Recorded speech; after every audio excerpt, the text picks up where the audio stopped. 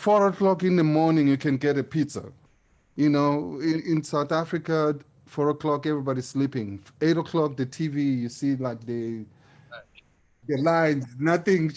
But in New York, man, I remember I was watching TV like 24 hours, reruns or whatever.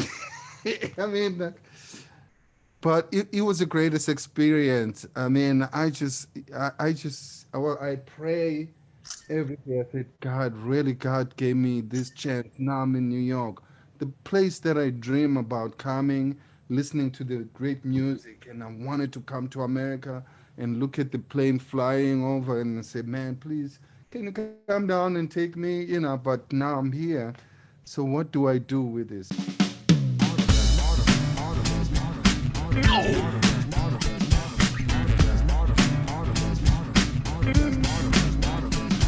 Oh, you hanging out right? Oh, you hanging out right? Hanging out right? Oh, you hanging out right? I know hanging out right? Oh, you hanging out right? Hanging out right with Chip Rainey and John Martinez, and we got two special guests. We've got Mr. Bakithi Kumalo, and we've got Mr. Garry Cao is his last name. And today we're going to be talking about coming to America. Got anything to say, Chip? Well, yeah, it's a pleasure, of course. Bakithi is a long friend, and I'm just meeting Jerry. Jerry, it's a pleasure to meet you. I've heard so much about you. You know, so much about you. I'm very interested in both you guys and the experiences or the experience that you had in coming to the United States to play. I know language has something to do with it. I mentioned earlier to John that I've gone to Japan a million times. And Japan is one of my favorite places to go to. I like the culture, I like the food. I have many, many friends there, and I performed there a whole lot. And in saying that, I've always thought about wanting to live there. Two things stopped me: earthquakes, and also two, my family. You know, is kind of large here, so I can't do. You know, I can't want to live there. But if I were a bachelor or something, maybe I would. But I do know that the people that I met there in Japan and the people that I know that are not Japanese, they have to go through certain criteria, understanding about the culture there in order to live there. Okay. Also, too, I also realized too that whites or the African Americans that are there, or the Africans, they have a Japanese woman that they're married to, which sort of kind of helps the cultural thing, and language, of course, but custom. So, in thinking about you two guys, I know that you went through a whole lot. And with questions from John, I would like for each of you to share what you can about coming here and what it took to come here and what you think about coming here. John, are your questions sort of, I know your questions are along that line, but you asked me, you asked me if I had something to say, and I just said it. So, Bakithi Yes. Kumalo, an incredible bass player from South Africa, who's well known for his work with Paul Simon, Joan Baez, Cyndi Lauper, Herbie Hancock, Tedeschi Trucks Band, Randy Brecker, Grover Washington Jr., and Ricky Hart.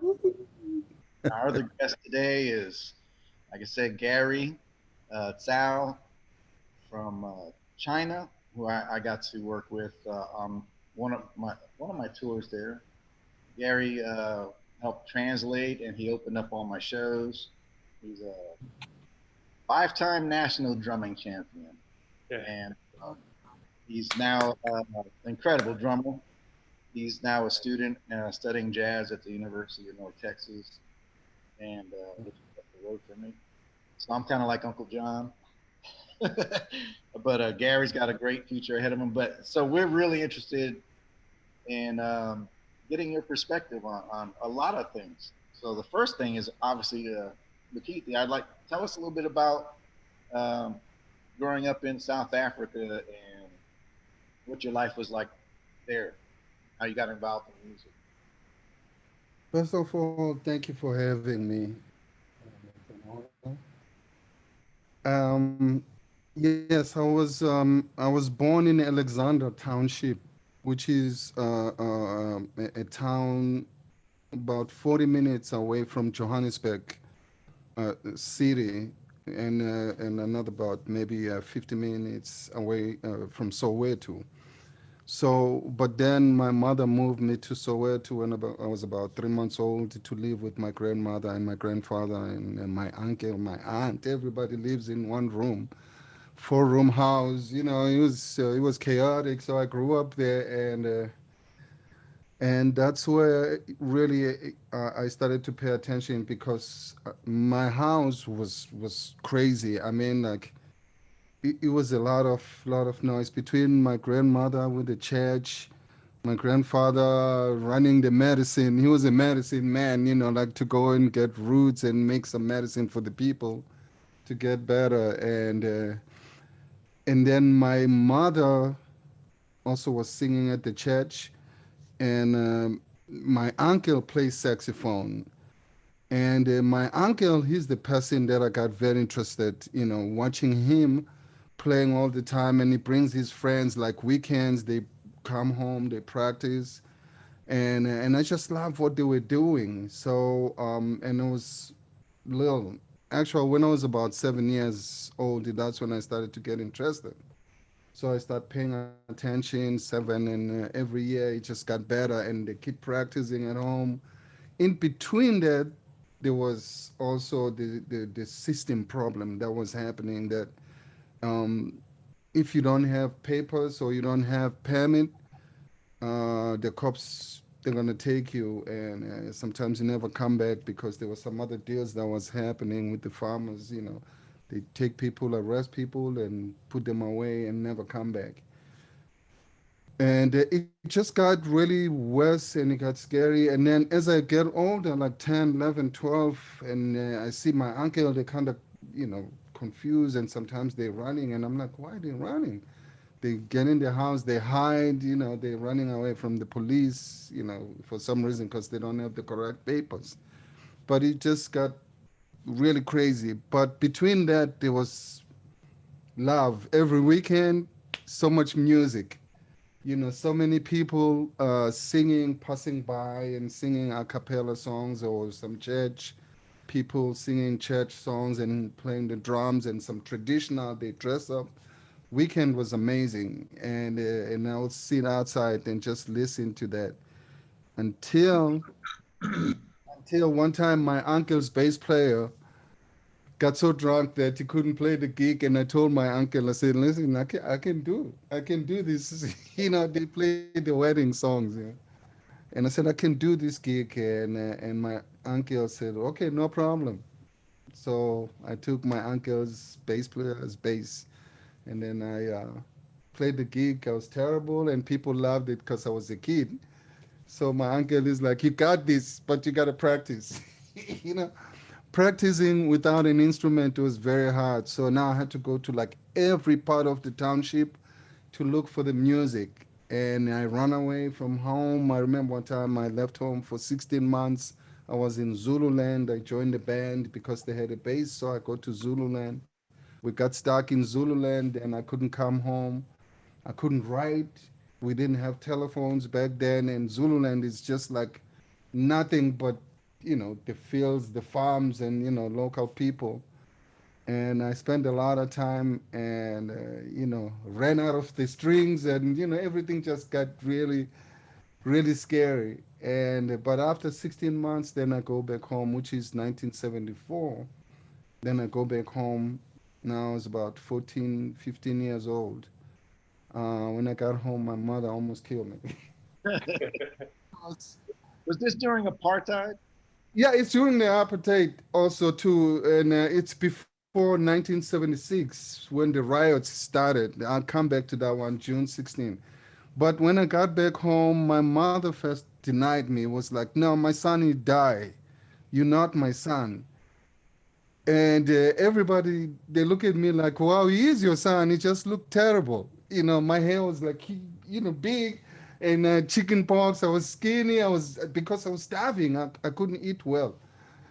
My mother, she's like, no, no, no, no, my son died. They're like, no, no, no, he is your son. And then finally, she was okay with that. And I stay home now. They said, no more music. Do not follow your uncle. You stay here. We're going to find you a job now. You got to find a job. And I look at him like, wow, 16 months. I spent so much time. No, I don't think so. I'll take the job for a day or two. But I just kept wanting to play. And then 1976, 2 years later, and then June 16, and South Africa went on fire. The kids, they went on strike with the riots. They said, no, we're not going to learn Afrikaans. The Dutch language is not our language. We're going to ban everything. We start from the scratch, And also we want Nelson Mandela. It got really so bad that I lost a lot of cousins and nephews, and it was really bad. But for me, I just never stopped, because my game was to say, look, no matter what happened, find the bass, find the shield. I call the bass the shield for me, because that instrument just saved me from bullets, from everything. And the next thing, I was on the jet, business class, to come to America. What language did you speak there, by the way? In South Africa, because back then you couldn't go to school to learn the languages. So you learn the languages from the people in the township. And the languages is not just one language. It's a lot of languages. I speak about 15 languages. I can communicate with any South Africans. Like any South African, I can communicate with him, and because you gotta ask for cigarette, you gotta ask, for monies. Right. We have to come back. We gotta come Yeah, because you I got just learn the basics. You learn the basics, and then you can communicate with anybody to have a good day or whatever. that But has my When did the English language? yes, and then the funny thing, our house, it was like United Nation, because my uncle, they bring different people, different tribes. My uncle meets a girl, speak a different languages, and my aunt, my cousins, everybody. So it was, it was crazy. But for me, I was, I just wanted to play music, and listening to Chuck Rainey, just the legends. When I hear the bass, that's when I wanted to really play it, because I feel like this is where the bass belongs. And I took chances, and until I was discovered by Paul. And when Paul discovered me, I didn't even know who Paul was. First, now before the gig with Paul, I was working as a mechanic. Now, because my mother, she was getting sick now, so I needed some help so I can get some pills, or something to help her. And as I was working as a mechanic, and I got this call to say Paul Simon is looking for me. Man, I was dropping some things. I was so nervous, and I'm thinking, Paul Simon sounds like a policeman. you know, because it's an English name. When I hear the English name, that sounds like there's a problem. And my boss keeps saying, no, Paul Simon is a musician, he's a singer from America. And I'm like, Paul Simon? What song does he sing? Sounds of Silence? I said, no, I don't know that one. Because in the township, we want like happy music. you know.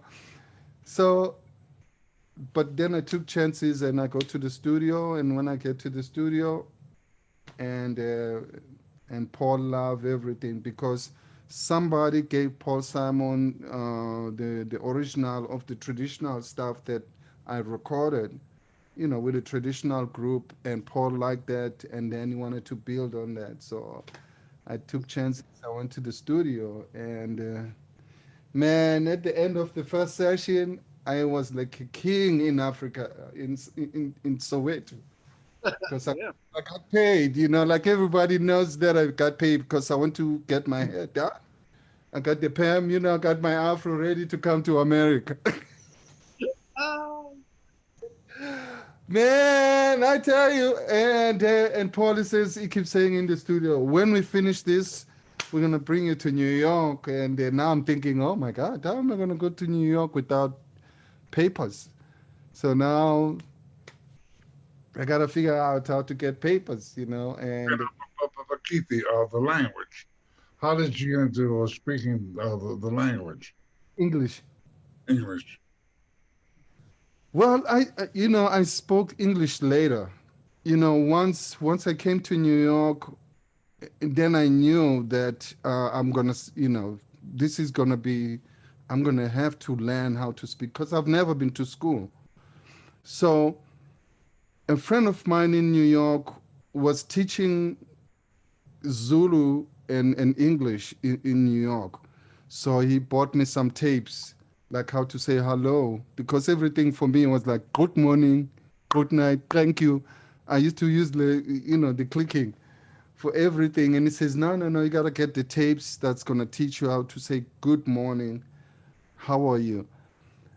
And so I learned, you know, on the tapes. And then even when I'm on the plane, I'm sitting in the back of the plane and I'm listening and I'm reading the children's books, English, so that I can communicate. And I had a terrible bass technician from England because I could never understand the guy. I mean, I was struggling to really understand English, but American English was much better, you know. And the guys, they used to break it down so that I can understand. But the guy from England, I mean, I used to run, you know, like when I see him coming to me, I just walk the other way because, and I'm like, I don't understand what is he going to say? I don't want to talk to him. that, You know, that reminds me of my trip, my first trip to Ireland. I spent my whole 3 weeks saying, say that again. And they were speaking English, you know, but I just did not understand anything in Ireland. My first trip. well, Gary, let's talk to Gary for a second. Yeah. Gary, tell us a little bit about how you got involved in drumming. I think it's funny too because I want to talk to you also about how you learned English. But how'd you get involved in drumming? So for me, because so my father, my father is he's a drum teacher when I was very young because he used to have an ambition to be a legend drummer in China, but he couldn't get a chance because, you know, Chinese, you know, the music in the past in China was kind of poor. So when I was like 4 years old, I got a chance to learn how to play piano for like 4 years. And then after that, because I was doing bad on school, so my father decided that, hey Gary, you should go to play drum. I was like, what? Because that's kind of other way for Chinese to be successful. Because, you know, we have a lot of population, we have a lot of people here. So that's why. So when I was in third grade, I started to learn play drum. So I was taught by my father for like 4 years, and I went to apply for a music middle school in a big city called Tianjin. It's next to Beijing. So Tell everybody where you're from originally. Sorry? Where are you from originally?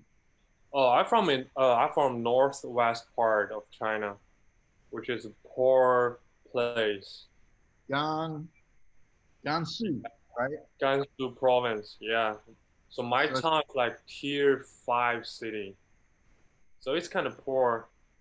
So, and then the first time I applied my middle school, and I failed because I have to pass the test and then get into the school, and I failed. And a lot of my family members, they tell my father, hey, you should not let Gary do this anymore. Just send Gary to, to do something else. And my father was like, okay, we're gonna do this one more year, and then we see what happened. So after that year, next year, I finally got into the school, and then I started to, work hard to practice every day, to learn, to watch the video from the, to watch how American drummers play drum set. That's so it's been like 6 years because I went to middle school and a high school. So 3 years middle school, 3 years high school. Yeah, and then I got some, I got a little award, like a little title, but when I got to UNT, I feel like, oh, I'm still so bad on playing drums that I don't have the understanding of drumming of music. So that's just that's how I think. What should I learn? It's understanding of music. Wow. Yeah. So you felt like you knew how to play drum set, but not really how to play songs. Not really. Yeah, like I think I have ability to play, but when I play with a band, especially play with jazz musician, I'm like, what should I do? That's my first year of UNT. So this is my second year. I'm getting a little better now. Yeah. Yeah. How did you learn how to speak English? I learned so all Chinese students learn English when they were in primary school. Oh, So, but not a lot of students they know how to speak English very well because it's just like kind of optional classes English, but but what I really learned how to speak English is a year before I came to the US. I went to UK to learn British accent for 1 year because I was trying to go to the UK. That's why I wanted you to say, because Bakithi was talking about the English guy. I was like, oh my God, that's funny because he spent a year in Leeds, and that's not even normal London accent. That's like the Northern English accent, which is Yeah, understand. it's just so different. It's just so different. I don't like, honestly, I don't like British accent. I don't understand it.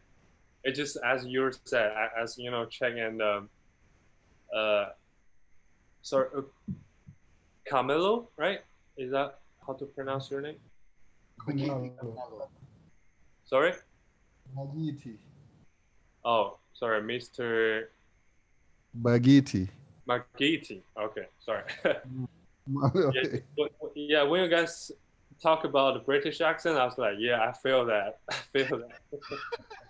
And then the worst thing living, the British, we had to start the Graceland rehearsal in London for 5 months. My God, I wanted to go home so bad because I'm like, and it was terrible. It was like winter, raining all the time, no sun.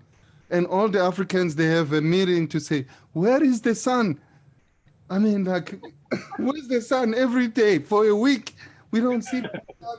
And then every week, I mean, And brutal. in England in the winter, the sun, I mean, it's nighttime all the time. Oh my God. It's, although there's no sun, the grass is very green. The landscape is beautiful. Oh, the island is unbelievable. I mean, like, No sun. so green. Okay, so Gary, what Gary was saying about English. Yeah. You said before a year before you came here. Oh you- yeah, I was trying to go to a school called the College of Music in Leeds, City. So I learned English there for like 7 months because I had to pass a test called IELTS, which is a English certification in order to go study abroad. Then it was pretty funny. So I got a call from a teacher, Mr. Lee, which is Naibi's, Naibi's principal now. And he's like, okay, Gary, you gotta go UNT. Apply now. What? Should I apply now? I already got into that, the music school in Leeds. I'm like, should I?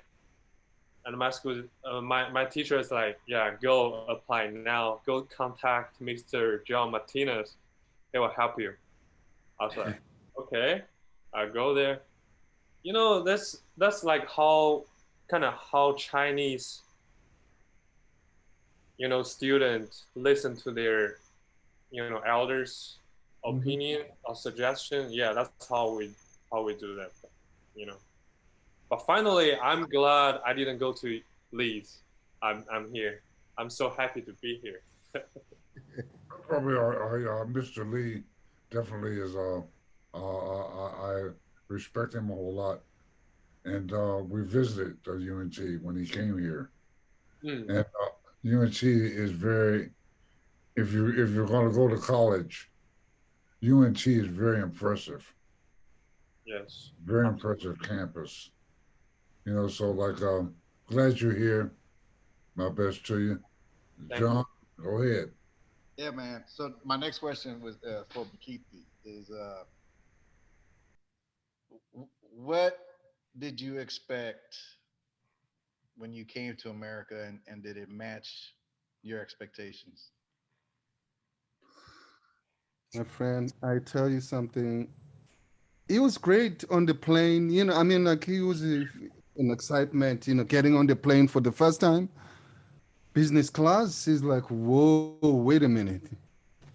I love America. Before we get to America, we didn't know. I mean, like, we're going to be on the plane for 17 hours, first of all. So the plane was nice and, drinking and really nice. You sleep, you wake up, they give you breakfast, and then you go back to sleep, dinner, and you wake up, you're still flying. Great. And then as soon as we got to JFK, they had a limousine for us. We've never seen a limousine. We come from the township. So now when they tell us to go to the limousine, we kind of speak the language. Like, wait a minute, why they put us in a hearse? This is for. Well, and then the guy comes out with a black suit. We're like, what? Show me the train or the bus or something. Not this. They convince us. The roadman, and he was cold too. So they convince us. The road manager is like, no, it's a limousine. It's got the alcohol, and he opens the door. Man, we saw the bar. We jump in, But then he was a whole different thing. I didn't expect. It's nice when you see, especially New York. I thought New York was the whole America, first of all. I didn't think like Iowa or Idaho. There's other place called America in here. No. I thought New York was America. So when we get to New York, it was loud. I mean, the cabs, yellow cabs, people, and the way people are walking on the side of the, there's like an order. You can't just walk like anywhere. So we were doing like the tango dancing, bumping into people, looking at the buildings, tall buildings, things that I've never seen before. I mean, it was a crazy excitement. And we go to the hotel, confusion. I've never seen a shower, I mean, like it was like coming to school, like now we got to learn all these things. And yeah, it was unbelievable, really unbelievable. And then I remember when we checked in the hotel, so our road manager guy, he's like educating us how to cross the street, where we have to look, because it's one way that way, the other way. So look which side and be careful, don't be hit by the car. Man, it was the greatest experience, and especially in New York. I mean, I used to love the city by seeing it in the movies and just like because it's so similar to Johannesburg. You know, Johannesburg is a big city. You know, that's why for me also the transition was much easier to come to the city because I can adjust. It takes like a day or two, but then you know I know how to get pizza. You know, but funny thing about coming to New York, 4 o'clock in the morning you can get a pizza. You know, in South Africa, 4 o'clock everybody's sleeping. 8 o'clock the TV you see like the lines, nothing. But in New York, man, I remember I was watching TV like 24 hours, reruns or whatever. I mean, but it was the greatest experience. I mean, I pray every day. I said, God, really, God gave me this chance. Now I'm in New York, the place that I dream about coming, listening to the great music, and I wanted to come to America and look at the plane flying over and say, man, please, can you come down and take me? You know, but now I'm here. So what do I do with this? Oh yeah, I had to step up my game. y'all ain't gonna believe this, but Steve Ferrone is logging in. Steve is here. This is hilarious. He's Oh here. my God. This is I wanna show him a picture. Me and Ferrone in the studio long time ago, and I was late in the session. And then when I show up, Steve, he says, "Yeah, that's why you have a problem in Africa." Steve, Steve, we can only see the top of your head, my brother. There you go. And we can't see you because there's no light on you. Where is in Africa, Steve? No, Steve is in Los Angeles, I think. Yeah, he is in Los Angeles. Can't hear him either. Can't hear you either.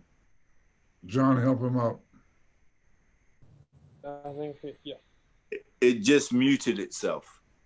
Ah, Sometimes it does that. For I some see. reason. How are you, my brother? I'm good. I thought it was 7:30 tonight, and I just looked at it, and then I just saw an email. I was looking for the address to come to, and then I saw the email, and it said Central Standard Time. So I'm sorry I'm late. No problem. John, introduce him. John, do you know Bakithi, don't you? I mean, Yes, I do. there you go. Steve, hello, my friend. How are you doing? I'm good, man. Last time I saw you is when we were doing a session with Paul Jackson, and back in the day. I just saw a picture of Nipsey Russell. that was, why that they call this the Hollywood There you Squares go. sometimes. There you go. So I was on a meeting. I was on a meeting with a bunch of people, and this guy had Paul Lind. So I got Nipsey Russell. That's awesome. Well, I thought you're not going to get away with that. let me introduce you to Steve Ferrone for everyone that's. Oh Jesus, my turtles! I just scared the hell out of my turtles. Steve, it looks like you're riding a horse. There you go. You just sat down. Well, I just had to walk into my office. All right. Well, Mr. Steve Ferrone is a real honor to have you here. He's a drummer that's well known for having played with Tom Petty, Duran Duran, the Average White Band, Shaka Khan, George Harrison, Eric Clapton, Keb Mo, and Dave Sanborn. Amazing to have you on here. And it's funny, we were just talking about cats with British accents. I don't have I don't. You have an accent. I speak English with the Queen's English. Unlike all you guys, I don't know. We just got through talking about the Queen's English. Right? Well, none of you were speaking it probably. True. True. How are you dealing with the? How are we all dealing with the COVID year? Well, I'm doing fine. I don't mind it at all. I got 2 back porches. Yeah. I'm just cool. I stay at home. I do what I'm got. If I do go out, my gloves, and I wear a mask. So far I'm cool. I don't mind it. I had to go to Hawaii last week to do a podcast.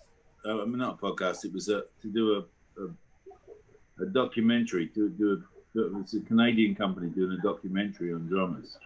Mm. And so there's this thing where 72 hours. You have to have a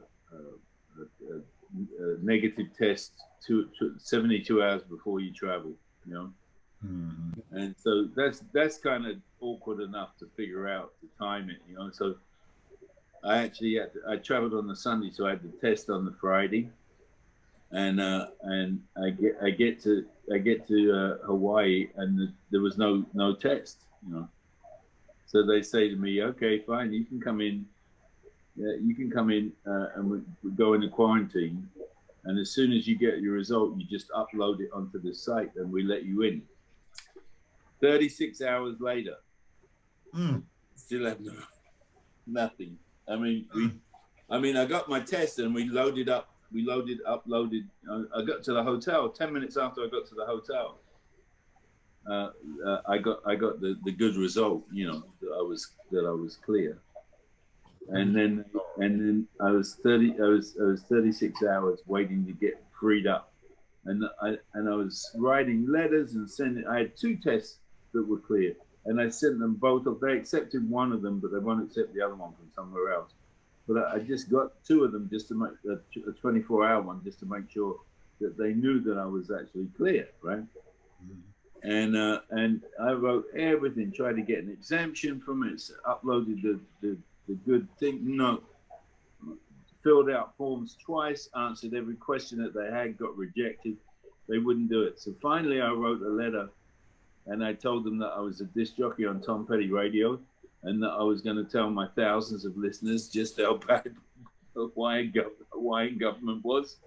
5 minutes later, they called me. Oh, we're so sorry, and they let me in.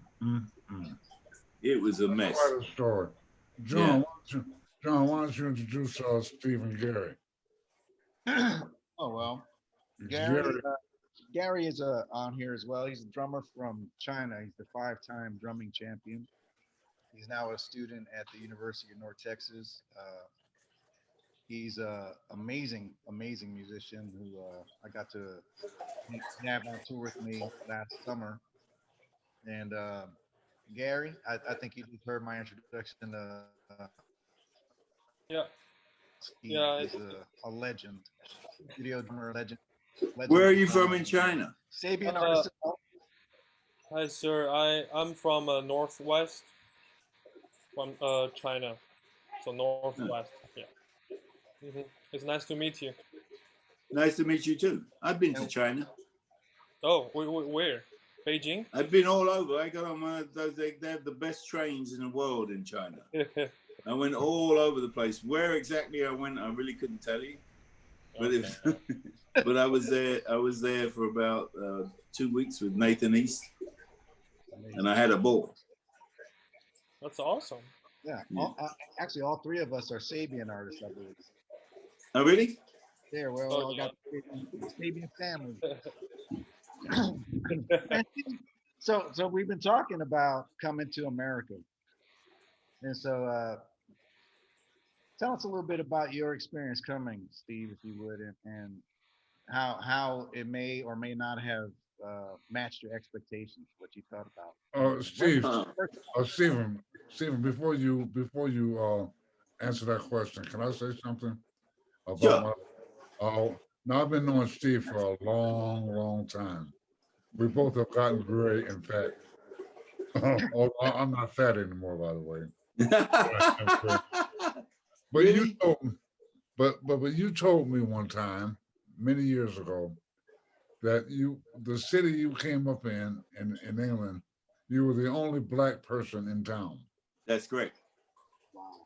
And then you continue to tell me a lot. I just wanted to say that's got to be really extraordinary to be the only person of color in a town. So I'll stop there and let you. Yeah. I was. Yeah, absolutely. I was. And I didn't even realize that I was that I was different until I went to see I think I was probably like maybe 4 or 5 years old. And my parents took me to see a close harmony group from New York called the Deep River Boys. I don't know if you ever heard of them. They were very popular on Radio Luxembourg. And they came to our local town, a local theater. And they were the headliners of the variety show that week. And we went and saw them. And I'd never heard music like that. They were they were singing spirituals, you know. And they just had a song called Lucky Black Cat that was a big hit, and they were just really, really, really good. And I was a little kid. I'd never heard music like this, and I was just dancing, and people in the audience were taking notice and looking at this little kid that was sitting up on the side, just going crazy to this music. And they sent out their I guess it would be their tour manager to take me backstage to go and meet them, and I remember hanging out with them back there, and I said to them, I said, boy, I said, I wish I could be colored like you used to say colored back then, because it was rude to say black. and Harry Douglas, who was a very wise man, said to me, he said, well, I tell you, I'm going to cast a spell when you go back home. I want you to look in the, when you wake up tomorrow morning, you go look in the mirror and you'll see that you're going to be the same color as we are. And that's, I woke up the morning and went and looked in the mirror and, wow, it worked. Fantastic. That's about it. But that was just my experience there living there. I mean, there were no other black people. I mean, probably up in London there were, I guess. I never saw any, but we never traveled up to London. It was only 50 miles away, but in England, 50 miles is a big trip. It's a big deal. But, you know, I first came to the United States in 1973. Brian Auger asked me to come and play. And I'd been living in France, in the south of France for 3 years before that.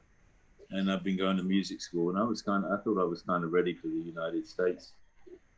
And I mean, I think we used to study guys like Chuck. We used to study Purdy and all the Motown musicians, the guys from the Snake Pit. We used to listen to those guys growing up. So I really wanted to be in America, because they seemed to have even though England was very creative, it was like they seemed to have a handle on playing stuff in the United States that was different from the way that musicians worked in England, and so or in Europe, actually, in the whole of Europe. And so I got offered, Brian Auger called me up and asked me if I could come to the United States. And I said, yeah, I'd love to.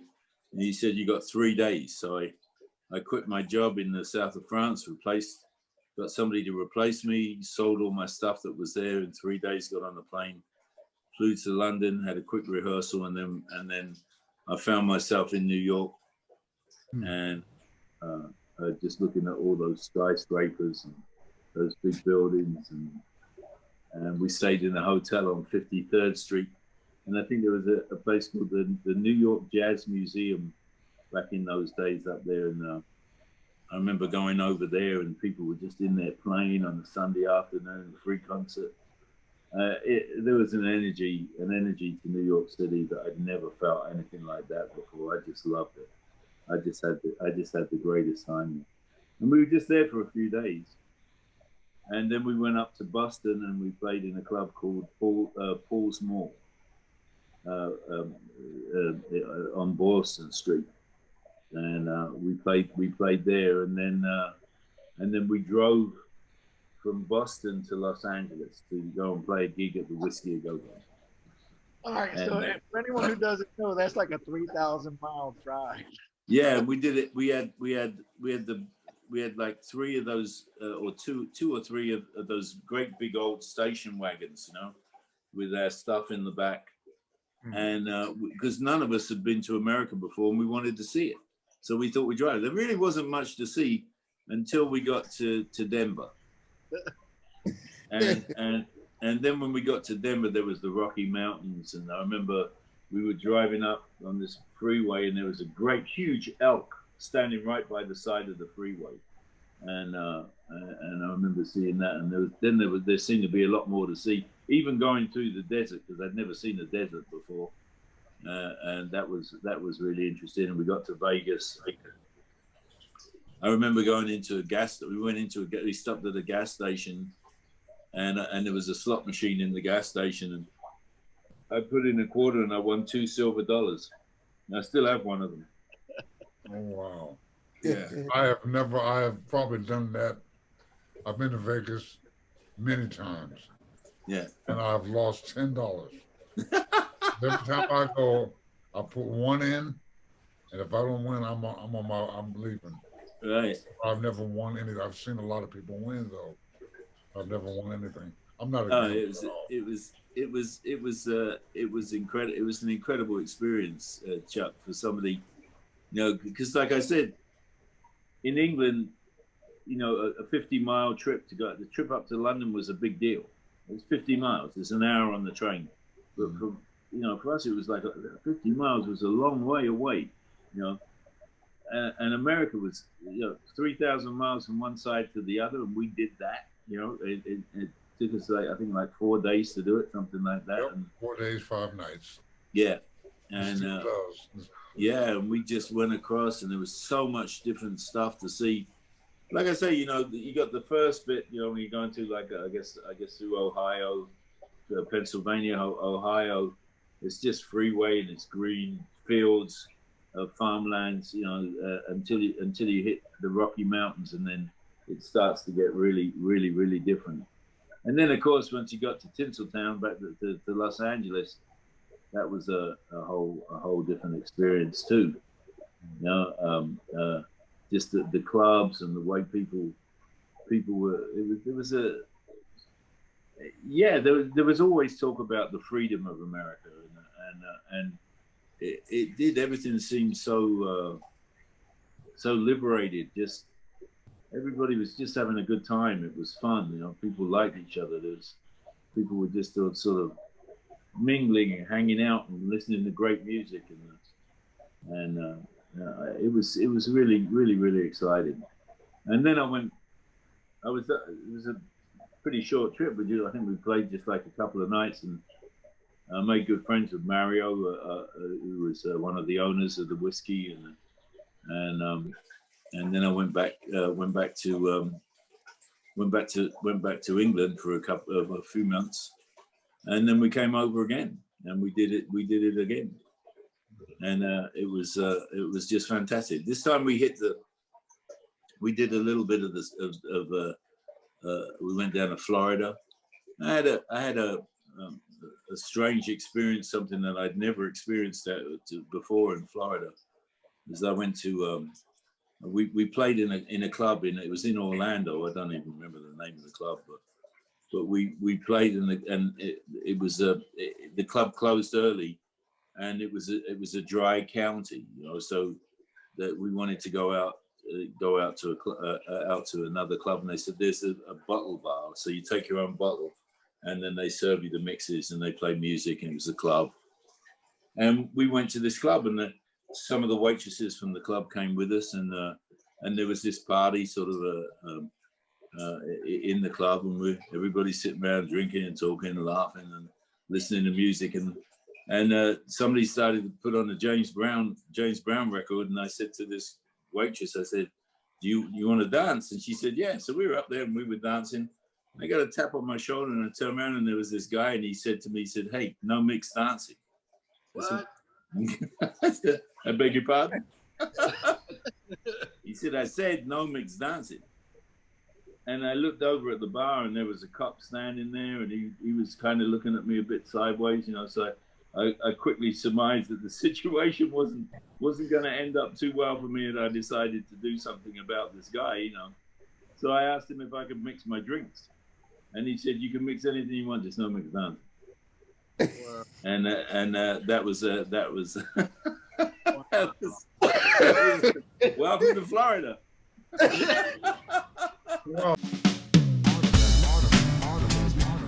Oh,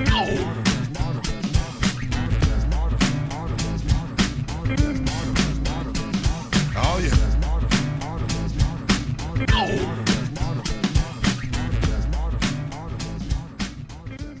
Hey everyone, my name is Jerry Robert and I'm the publisher at Black Card Books, and I'm telling you, we have just published this book, The Tune of Success, Unmasking Your Genius, by two musical geniuses who have played bass and played drums and contributed to lots of different albums, playing with Steely Dan, Quincy Jones, Aretha Franklin. I mean, these are two legends in the music industry, and if you've ever wondered about how you break into the music industry, and it's a business, it goes well beyond just talent. It's a business. This book will help you do it, and there's no book like it, and that's why we at Black Card Books could not be happier to have published this book. And if you are interested, or you know somebody who's interested in the music business, get yourself a copy and get them a copy right away. Guys, we are all excited about this. We know this is going to become an international bestseller, and it's going to help a lot of people go to the next level in the music business.